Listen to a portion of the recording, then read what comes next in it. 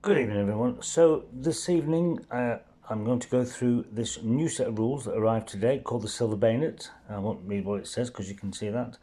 I'm going to go through, it's in stages, but I'm going to be using the solo scenarios. There is a slight difference between the solo rules and the against another player rules. So there is a slight difference, but I'm just going to focus on the solo rules. So the first thing is creating a warband, so to speak. So basically, if we flick open the book very quickly, pardon my amateur's efforts here, creating a unit. So basically, to create a unit, you select your nation. In this case, I'm going to use British because that's what most of my Napoleonic figures are. And then you're going to create an officer. So the officer has very basic stats. And within those stats, he has speed, melee, accuracy, defense, and courage, and that's all the stats that everyone has.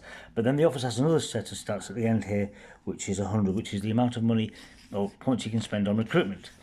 But also he has a bonus as well. So in fact, actually, if you look at the bonuses here, you can see that sorry, a little bit blurred there.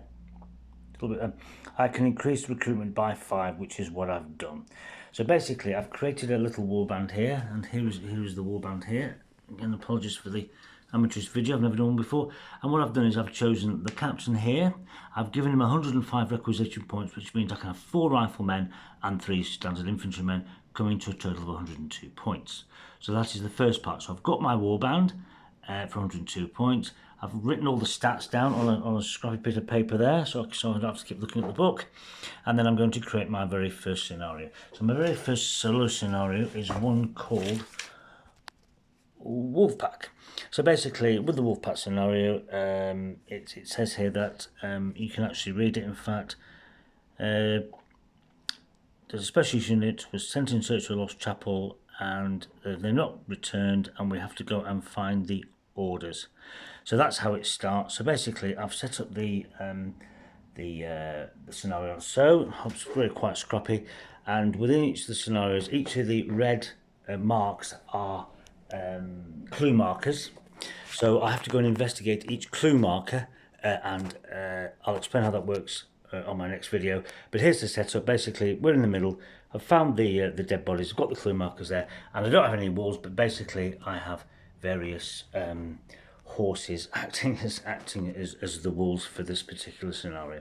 So that's the introduction. That's basically setting it up. A quick recap then.